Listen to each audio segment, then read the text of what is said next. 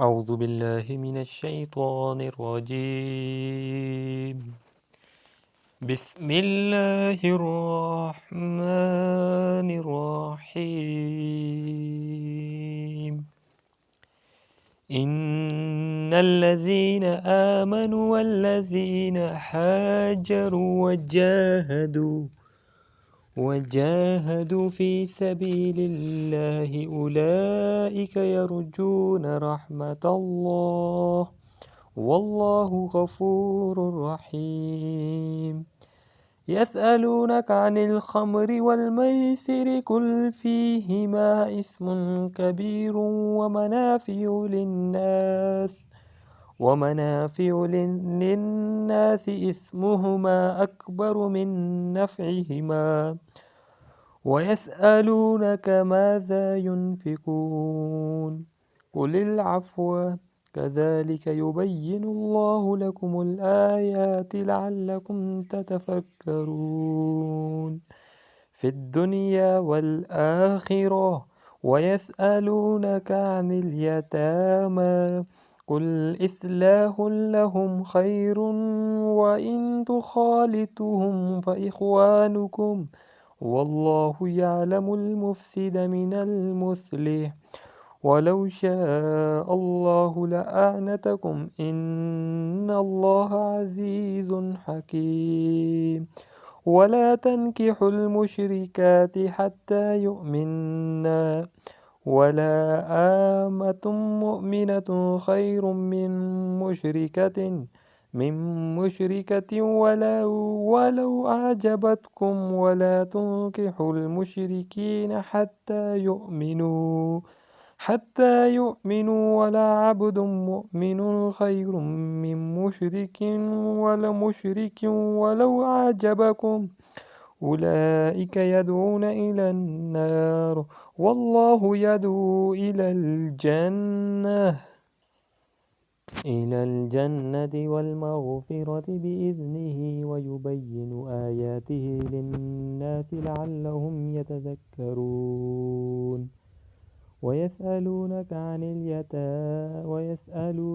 عن المحيض قل هو أذى فاعتزلوا النساء في المحيض ولا تقربوهن حتى يطهرن فإذا تطهرن فأتوهن من حيث أمركم الله إن الله يحب التوابين ويحب المتطهرين.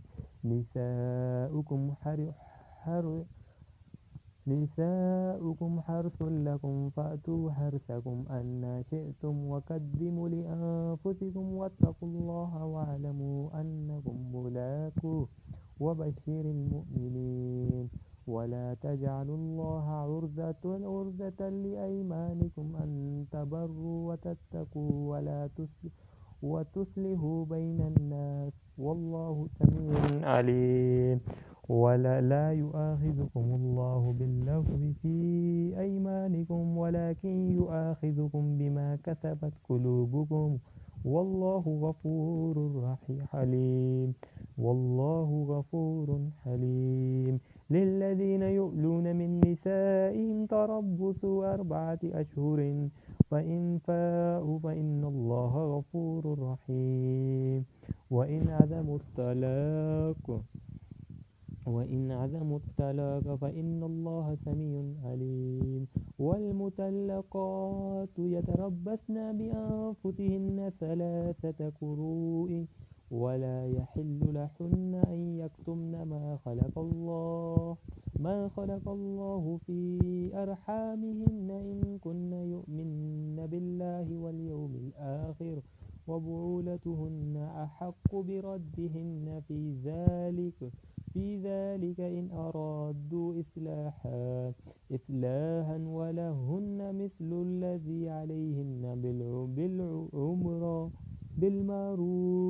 عليهن بالمعروف وللرجال عليهن درجات والله عزيز حكيم. الطلاق مرتان فإمساك بمعروف أو تسريح بإحسان ولا يحل لكم أن تأخذوا مما أتيتموهن شيئا إلا أن يخافا ألا يقيم حدود الله. فإن خفتم ألا يقيم حدود الله فلا جناح عليهما فيما افتدت به. تلك حدود الله فلا تعتدوها. ومن يتعد حدود الله فأولئك هم الظالمون. فإن طلقاها فلا تحل له من بعد حتى تنكح زوجا غيره. فإن طلقاها فلا جناح عليهما أن يتراجعا إن ظنا أن يقيما حدود الله. وتلك حدود الله يبينها لقوم يعلمون. وإذا طلقتم النساء فبلغن أجلهن فأمسكوهن بمعروف أو سرحوهن بمعروف ولا تمسكوهن ضرارا لتعتدوا. ومن يفعل ذلك فقد ظلم نفسه. ولا تتخذوا آيات الله هزوا واذكروا نعمة الله عليكم وما أنزل عليكم من الكتاب والحكمة يعظكم به. واتقوا الله واعلموا أن الله بكل شيء عليم. وإذا طلقتم النساء فبلغن أجلهن فلا تعذلوهن أن ينكحن أزواجهن إذا ترضوا بينهم بالمعروف. ذلك يوعظ من كان منكم يؤمن بالله واليوم الآخر. ذلكم أزكى لكم وأطهر والله يعلم وأنتم لا تعلمون. والوالدات يرضعن أولادهن حولين كاملين لمن أراد أن يتم الرضاعة. وعلى المولود له رزقهن وكسوتهن بالمعروف. لا تكلف نفس إلا وسعها ولا تضار والدة بولدها ولا مولود له بولده. وعلى الوارث مثل ذلك فإن أراد فصال عن تراض منهما وتشاؤر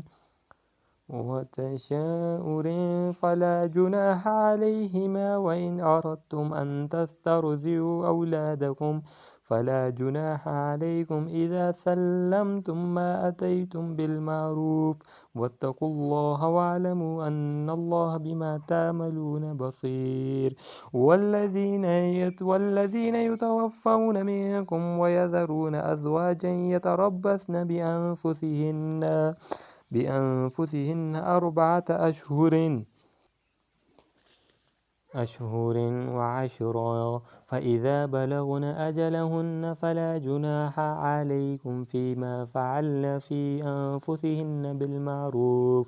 والله بما تعملون خبير. ولا جناح عليكم فيما عرضتم به من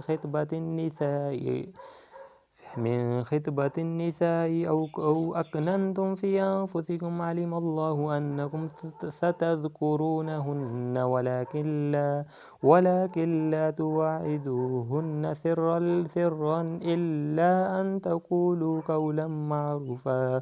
ولا تعزموا عقدة النكاح حتى يبلغ الكتاب أجله. واعلموا أن الله يعلم ما في أنفسكم فاحذروه. واعلموا أن الله غفور حليم. لا جناح عليكم إن طلقتم النساء ما لم تمسوهن أو تفرضوا لهن فريضة. ومتعوهن على الموسي قدره